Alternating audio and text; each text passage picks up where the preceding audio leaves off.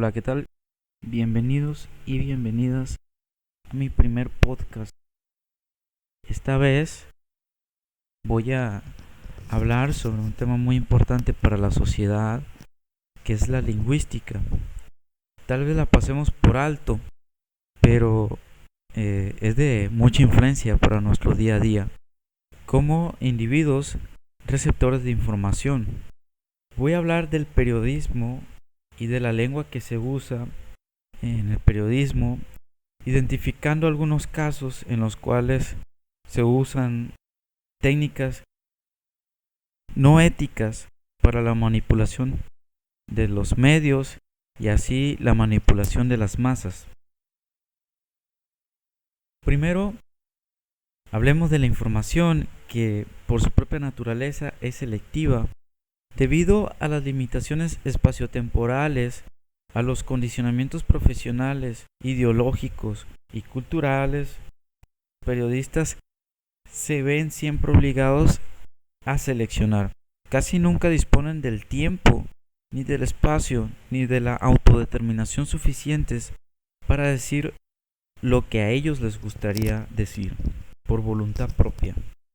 Una especie de periodistas, los cuales se ven manipulados y se ven influenciados por fines económicos, por ejemplo, por fines de intereses económicos a su favor, son también mencionados como chayoteros, ¿sí?, en el lenguaje informal. De ahí que pueda afirmarse que el dominio poco común de la lengua, su uso consciente y competente sea una de las cualidades fundamentales del periodista. Entre los periodistas puede haber casos de ingenuidad profesional, aunque sean raros, pero en información no hay nada inocuo. Me refiero a que hay algunas interpretaciones y ejemplos que pueden respaldar la idea de la responsabilidad que tienen los periodistas y los medios de comunicación en la difusión de la información, como el contexto y sesgo. Incluso cuando se presenta información de manera objetiva, el contexto en el que se presenta puede influir en la percepción del público. Los periodistas deben tener en cuenta este factor y ser conscientes de cómo sus decisiones editoriales pueden influir en la interpretación de la información. Y hablamos de selección de historias también. Los periodistas tienen la tarea de seleccionar qué historias son dignas de ser cubiertas y cuáles no. Esta selección pueden reflejar sesgos personales o institucionales y, por lo tanto, influir en la agenda pública y en la comprensión de los problemas por parte de la audiencia. Hablamos de enfoque y énfasis. La forma en que se presenta una historia puede influir en la percepción de su importancia.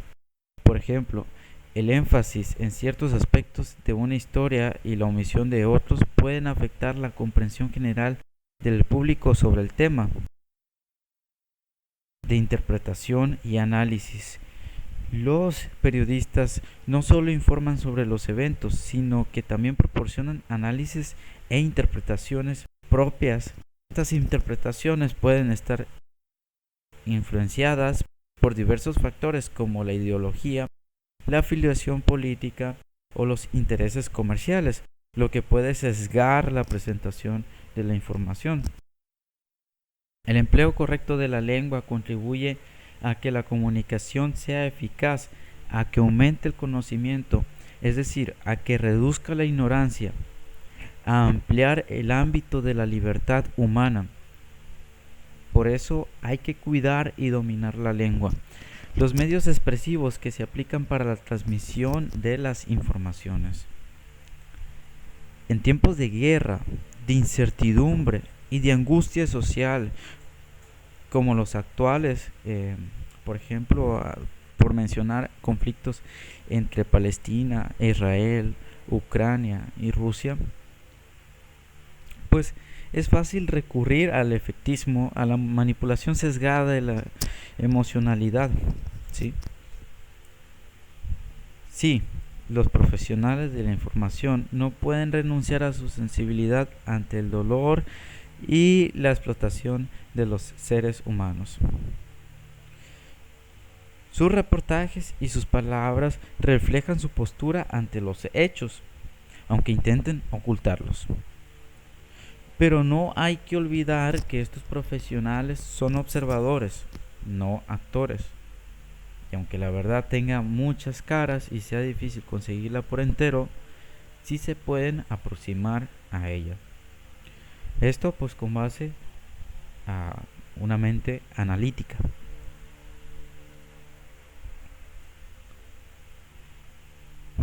El control de la información y la difusión de noticias e imágenes se ha utilizado siempre como arma esencial para someter voluntades y conquistar conciencias. Para poner un ejemplo, el Pentágono no dejó ver ninguna imagen de la Guerra del Golfo, anunciada como la primera guerra televisada de la historia. Ni la administración estadounidense muestra los cuerpos de las víctimas de los ataques terroristas del 11 de septiembre, ni tampoco permite hoy la difusión de ninguna noticia ni imagen de Afganistán o de Irak que no esté controlada, es decir, manipulada por la CIA y el Pentágono. Y, para mayor sarcasmo, esto lo hace el gobierno de un país que proclama a los cuatro vientos la libertad de expresión como uno de los pilares de su organización social. Es por eso que se dice que Estados Unidos es de los países más hipócritas que puede haber. El objetivo estriba, naturalmente, en que tan solo se conozca una versión de los hechos, o sea, la comunicación unidireccional y unilateral, irreversible. Pero, por su definición, la comunicación contiene el elemento de reciprocidad, de la dicción y contradicción, de compartir el conocimiento.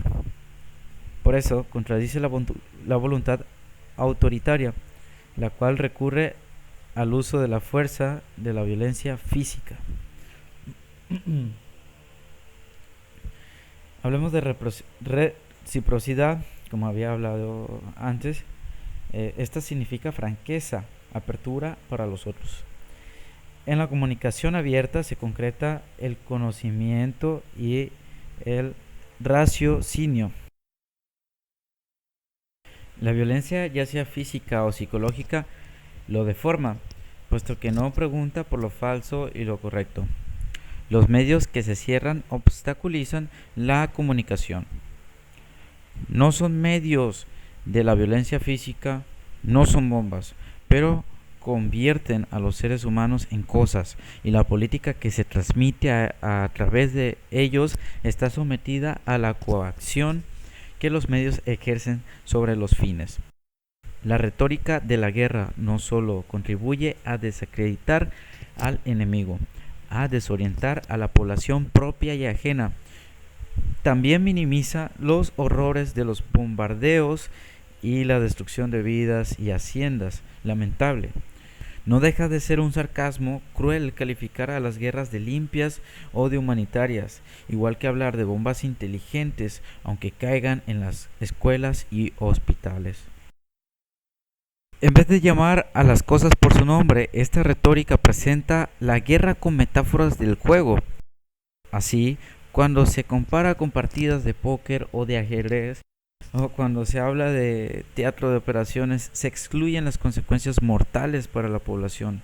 Las metáforas de la naturaleza aparecen en términos como guerra relámpago, término preferido de los nazis, oleadas de bombardeos, tormenta del desierto, etc.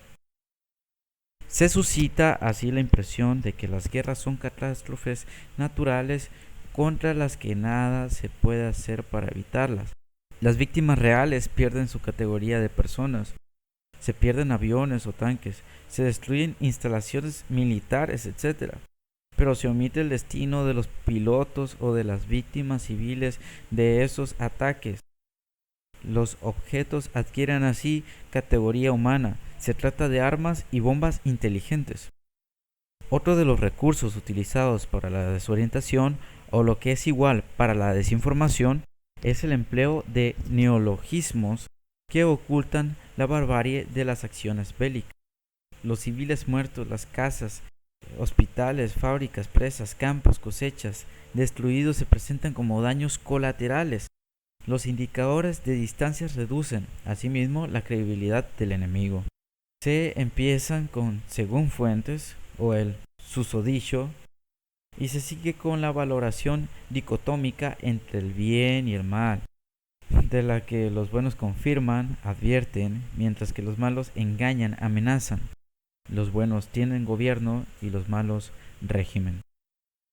Se hace un uso agresivo de las analogías históricas para difamar a los representantes del enemigo. Castro, Hussein, Milosevic, etc. son como Hitler. Pero no así Mobutu, Idi Amin, Pinochet, Videla, etc. El islamismo se asocia al fundamentalismo, barbarie, locura.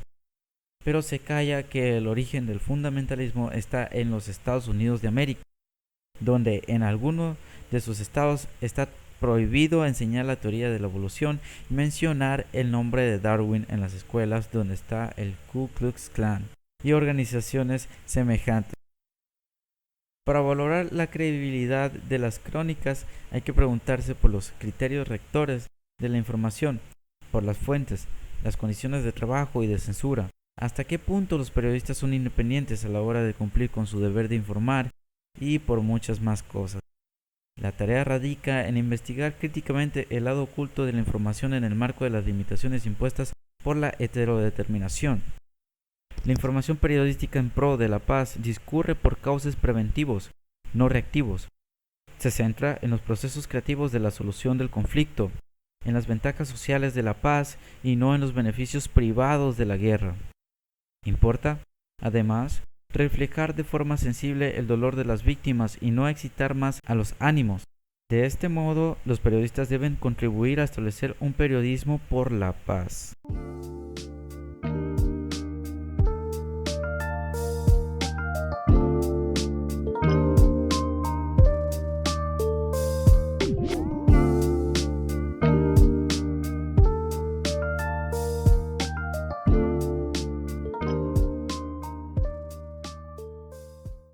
En el uso periodístico de la lengua podría aplicarse la norma ética de tratar a los demás como quisieras que te traten a ti. La traducción política de este principio reza: no tratar a los seres humanos como objetos de las medidas administrativas del poder, sino como sujetos activos. Los puntos de vista éticos que se aplican para criticar el lenguaje de los políticos son válidos también para los periodistas.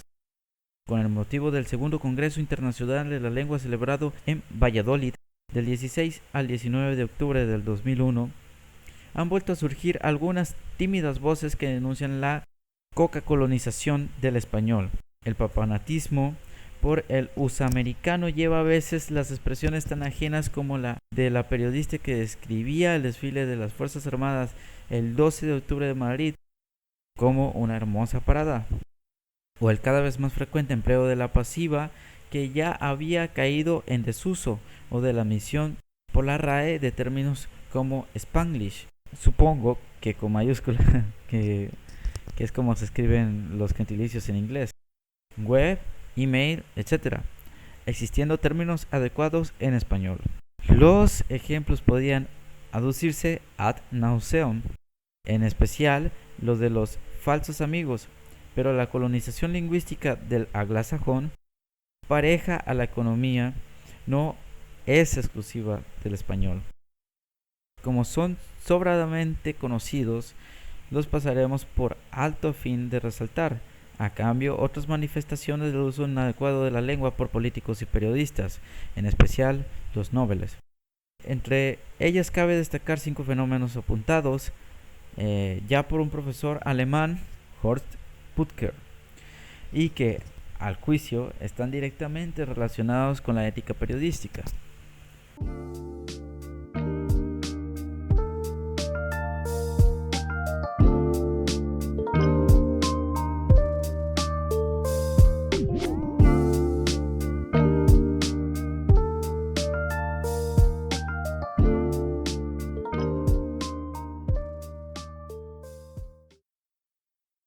el uso inflacionario de los superlativos, una técnica común en propaganda y la retórica persuasiva. Es típico del empleo propagandístico de la lengua, ¿sí? Éticamente es inhumano, políticamente antidemocrático, por subyacer en él un estilo de pensamiento que persigue impresionar y persuadir a la audiencia con comunicación ampulosa, pero sin pretender convencer con informaciones y argumentos comprobables. Esta práctica puede ser éticamente cuestionable, ¿sí? Ya que busca manipular emociones y percepciones en lugar de presentar información verificable y argumentos sólidos. Algunos ejemplos, por ejemplo, hablando de mercado, ¿sí? El mejor producto del mercado. Este es un ejemplo muy trivial. Esta afirmación no ofrece ninguna evidencia objetiva de que el producto sea realmente el mejor, pero busca impresionar al consumidor con un superlativo. Hablando de política, el más grande logro de nuestra administración es, por ejemplo, un ejemplo de superlativo. Este tipo de declaración política busca destacar la gestión de un gobierno, pero carece de datos concretos sobre qué criterios se utilizaron para determinar que es el más grande, ¿sí? Más grande. Hablemos de otro ejemplo. El más increíble descubrimiento científico de todos los tiempos.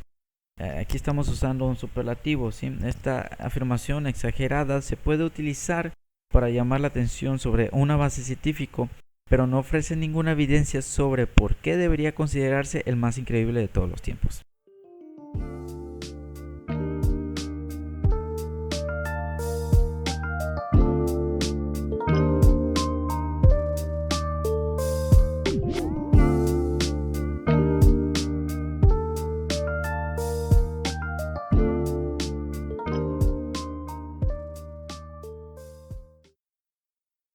En resumen, el uso inflacionario de superlativos es una estrategia persuasiva común que puede ser efectiva para llamar la atención, pero es importante analizar críticamente la veracidad de tales afirmaciones y no dejarse llevar únicamente por la retórica emocional.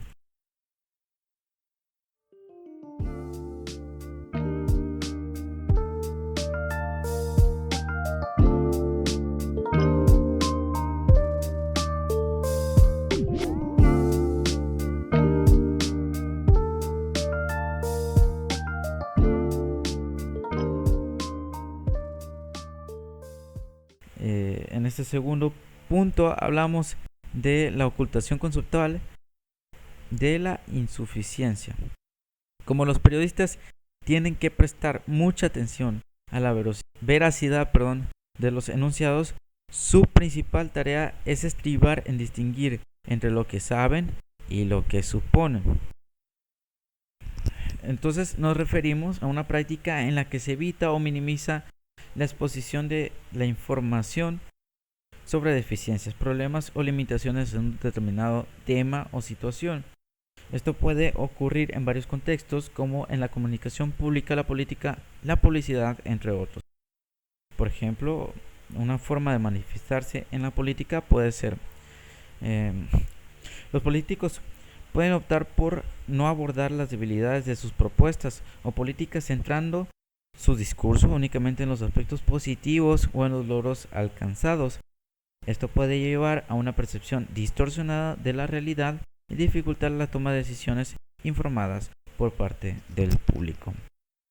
En caso de que esta toma de decisión sea llevada a cabo por mera inercia que ha sido previamente influenciada en la publicidad.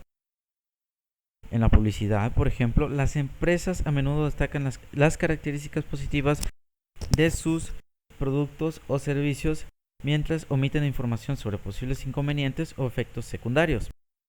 Ahora hablemos de la comunicación institucional. Las organizaciones pueden evitar divulgar información sobre problemas internos o malas prácticas, lo que puede afectar la confianza del público en ellas.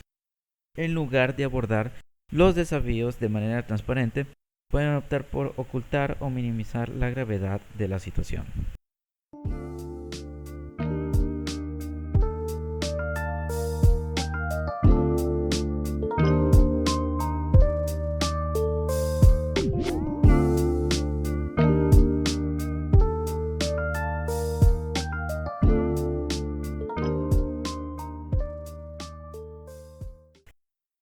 Ahora hablamos del tercer punto, el empleo de eufemismos.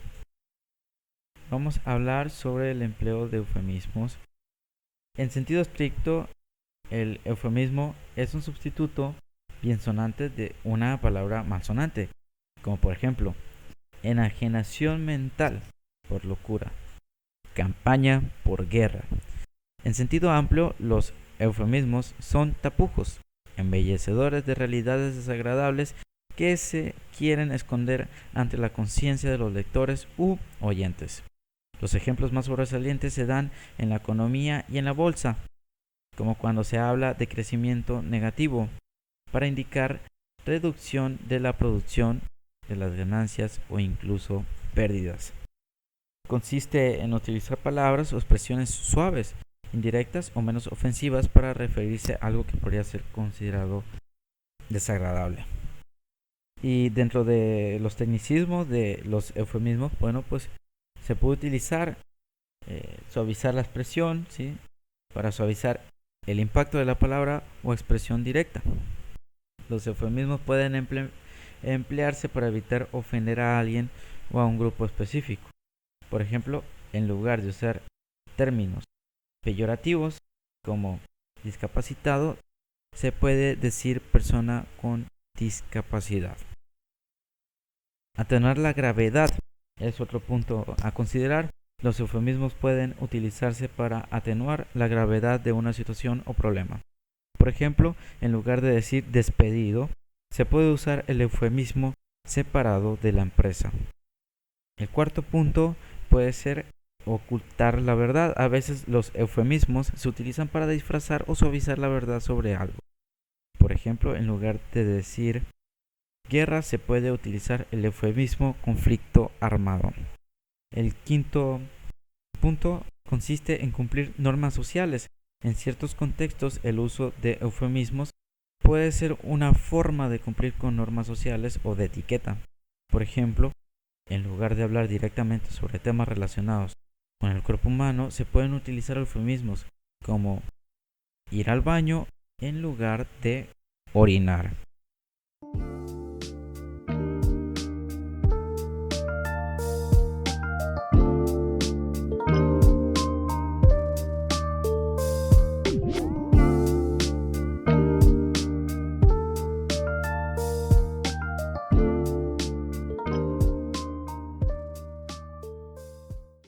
De las técnicas que están estrictamente relacionadas y que cuestionan lo que sería la ética del periodismo, de la comunicación, ¿sí? Porque no nada más se extiende al ámbito del periodismo, sino que de la comunicación.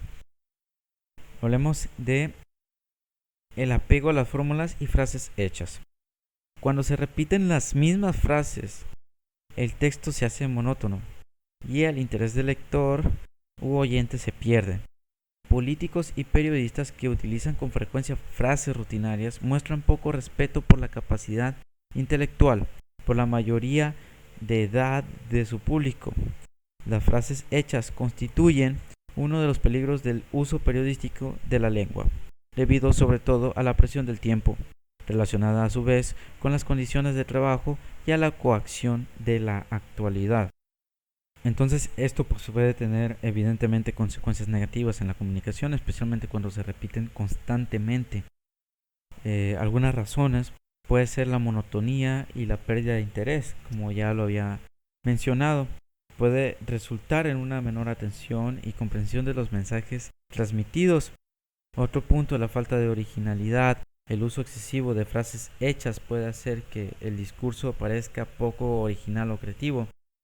En lugar de ofrecer ideas nuevas o perspectivas únicas, el uso rutinario de expresiones convencionales puede dar la impresión de falta de imaginación o pensamiento crítico.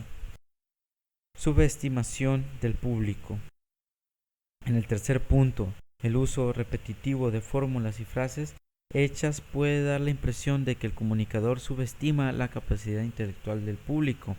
Esto puede percibirse como un menosprecio hacia la capacidad del público para comprender ideas más complejas o para apreciar un lenguaje más variado y original. Y como cuarto punto tenemos la pérdida de credibilidad. Los políticos y periodistas que dependen en exceso de frases rutinarias pueden ser percibidos como poco confiables. La falta de veracidad, la falta de variedad en el lenguaje puede sugerir una falta de compromiso genuino con los temas tratados o una falta de sinceridad en la comunicación. En el quinto punto tenemos la dificultad para transmitir mensajes efectivos. La sobreutilización de fórmulas y frases hechas pueden dificultar la transmisión efectiva de mensajes importantes. Si el público se siente abrumado por la repetición constante de expresiones convencionales, es menos probable que capten y retengan la información clave que se intenta comunicar.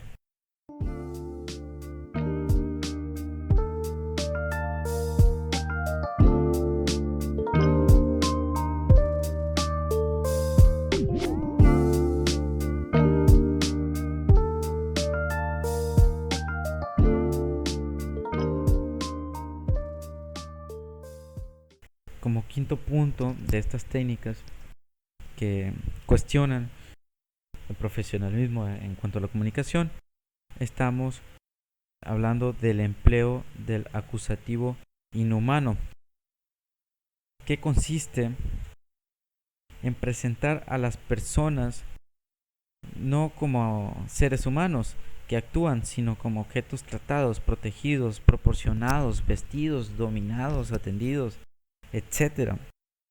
Como si no fuesen mayores de edad, como incapacitados para pensar y actuar por sí mismos.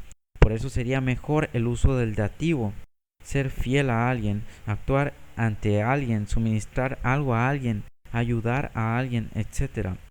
Aunque es la RAE a la que le corresponde limpiar, fijar y dar esplendor a la lengua y cuidar de su correcto uso, los periodistas tienen también una responsabilidad ética en esta tarea.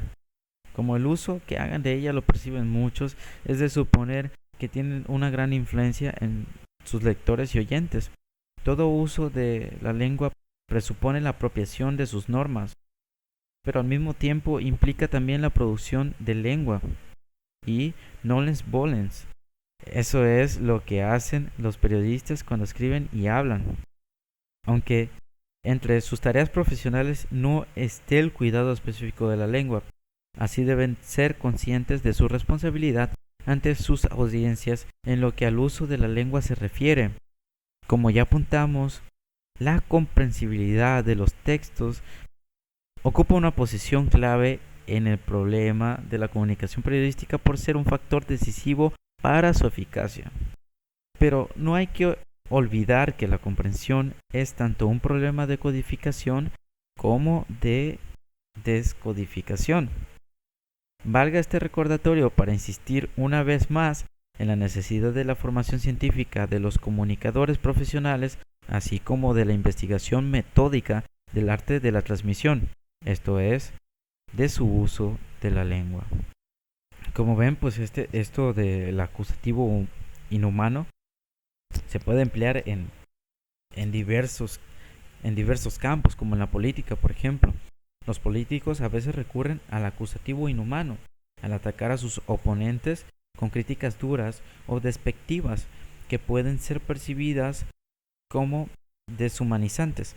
Por ejemplo, utilizar términos como enemigo del pueblo o traidor para desacreditar a quienes tienen opiniones diferentes.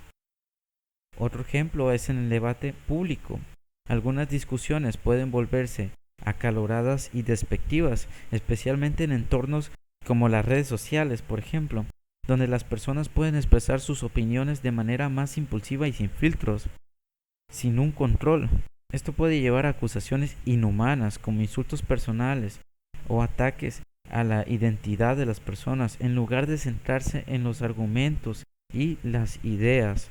Tercer punto, y estamos hablando de algo más apegado a nuestra vida cotidiana, como son las relaciones interpersonales.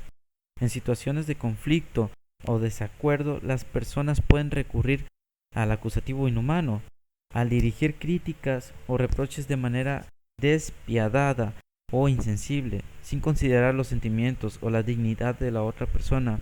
Por ejemplo, hacer comentarios hirientes sobre la apariencia física, o el carácter de alguien en lugar de abordar el problema de manera constructiva y de manera pacífica, de manera ética y moral. En general, el uso acusativo inhumano puede contribuir a un ambiente de hostilidad, división y falta de empatía en la comunicación. En lugar de promover el entendimiento y la resolución de conflictos, puede exacerbar los problemas y dificultar la construcción de relaciones positivas y colaborativas. Es importante practicar la comunicación respetuosa y compasiva, incluso cuando se está en desacuerdo con alguien. Esto es importante para nuestra vida propia, para nuestro desarrollo personal. Es importante hablar sobre la lengua, hablar y reflexionar sobre estas técnicas para no ser víctimas de la manipulación. Hay que tener conocimientos sobre las letras, sobre las técnicas para tener un pensamiento crítico y más analista. Hay que generar conciencia sobre nuestra formación en las letras, ya que están en todos lados.